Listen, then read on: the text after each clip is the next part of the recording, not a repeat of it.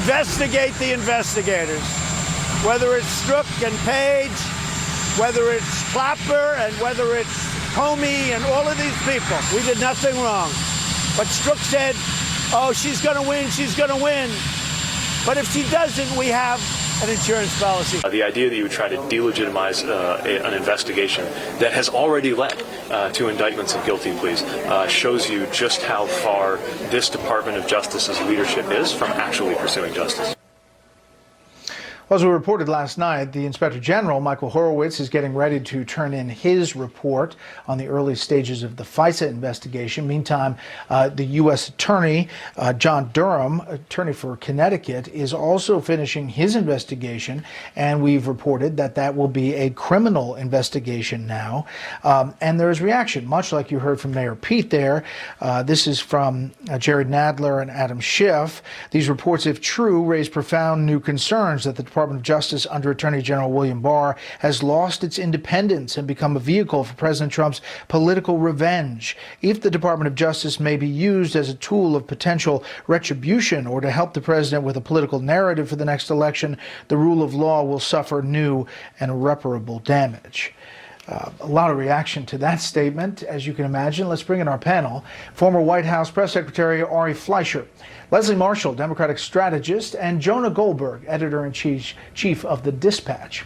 Ari, boy, it's interesting to hear some of the reaction. We don't even know all of the things that are in these investigations, but there are some organizations that haven't really reported on them from the beginning. Isn't that right?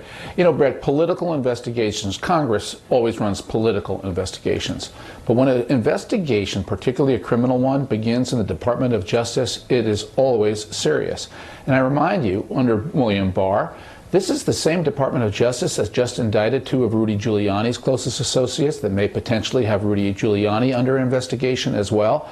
And so if now they're turning their attention to the 2016 election and things that went wrong then, it is fully and properly a governmental investigation, and one that I think, frankly, all the Americans have a right to know what took place. Why was one political campaign spied on by a White House, by a Department of Justice, by a FBI in the course of a political campaign?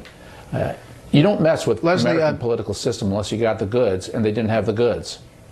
Congressman Doug Collins says Chairman Nadler is wrong to suggest that John Durham's investigation is anything less than an effort to deliver truth and accountability. If Mr. Durham finds that crimes were committed, I have confidence that he will pursue justice and help restore America's confidence in its premier law enforcement agency. Your thoughts on all this?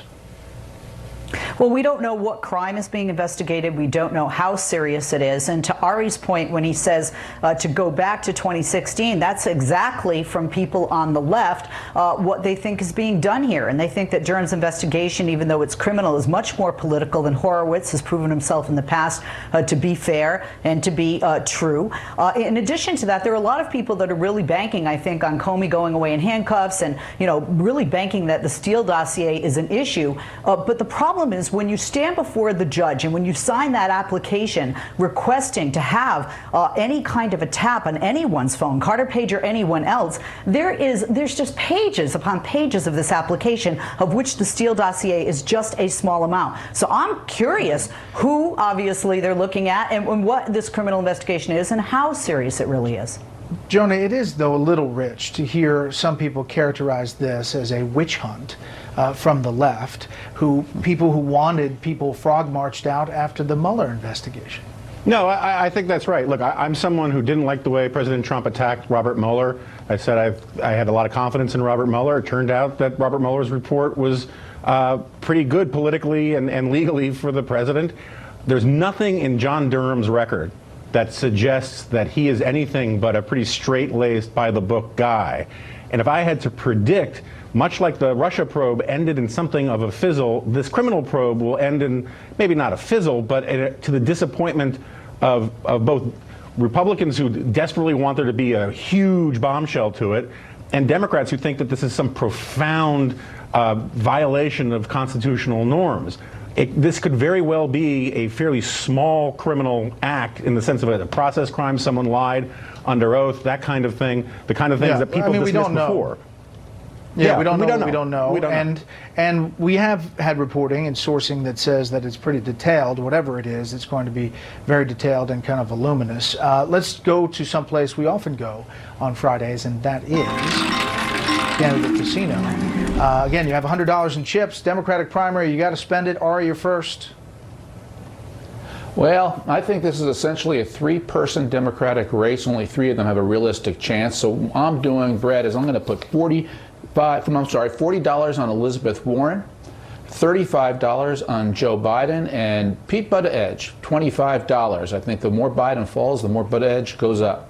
No Bernie money. All right. Here we go, Leslie. Let's go. Lightning. Here we go.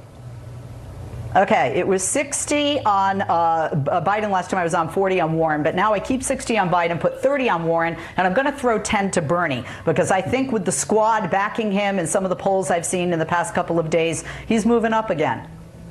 All right, Jonah? We have frontrunners who always die early or eventually in the primaries. I mean, figuratively. I have 30 on Biden, 30 on Warren, but I think there's a real shot that it could be Klobuchar, Buttigieg, Booker, and who all get 5, and I have $25 on someone who's not yet in the race. How about that? Okay, really lightning. Winners and losers. Ari, you're first. Winner, then loser. Losers. Justin Verlander and Garrett Cole, the two pitchers on the Houston Astros, never once in 2019 lost games back-to-back. They did it this week in the World Series. A very bad week at home in Houston. My winners is the tens of millions of Americans who put their money in the stock market. The S&P 500 broke an all-time high today. It settled just under that all-time high at the close. But for people saving for their kids' college, their retirements, what a great time to be in the market. Okay, Leslie. Winners, I would say American children. For the first time since 2012, we've had a drop in the number of children in our foster care system. And loser, I would say Tulsi Gabbard, with a 1.3% approval rating among Democrats, leaving her congressional seat and spitting in the face of the people that supported her in Hawaii for that, and further dividing the Democratic Party. Winner and loser, Jonah. My loser is Gordon Sondland, the EU ambassador who had a boom as being this great truth teller, and then he was contradicted by Ukrainian ambassador Bill Taylor. And my winner is our dear friend and former colleague Charles Krauthammer, who must be over the moon, or literally over the moon, about the Nats, who he dearly loved. His son Daniel going to the game tonight, and Charles is definitely looking down from the upper deck. Panel, thank you so much.